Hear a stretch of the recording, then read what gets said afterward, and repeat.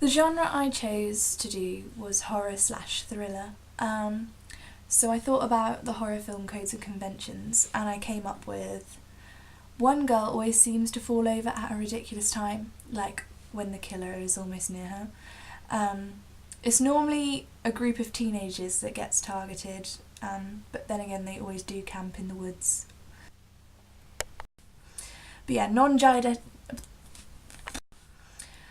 the non-diegetic soundtracks, and also sound effects, like a branch crunching under somebody's foot. Horrors always seem to lull you into a false sense of security, not just at the beginning of the film, but at the end of the film as well. Like when you think it's all okay, but it's often not. Like the killer will strike again. And horror films, sort of more recently, seem to bring in their own camera, so the people in the films are using cameras like Paranormal Activity. So I'd say that's a code and convention, but a more up-to-date one. But Blair Witch Project, I suppose. I also put that the footage is edited in some way to make it seem darker and maybe more eerie. I think it's called keying or grading.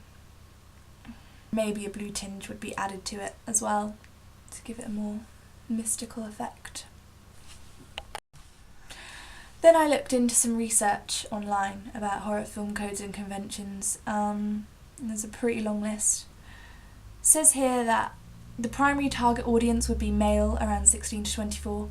Now I don't agree with that because I'm a female and I love horror films. 15 to 18 age certificate, I would also disagree with that. Woman in Black, I think it's called, with Harry Potter in it. That was at 12A and that was scary. Yeah. Use of low lighting would be one. It says non-diegetic sound here, but incidental non-diegetic sound.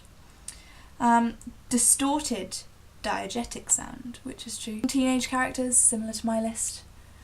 Use of CGI and effects.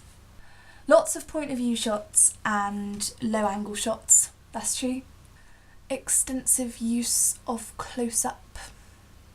I'm gonna put the list below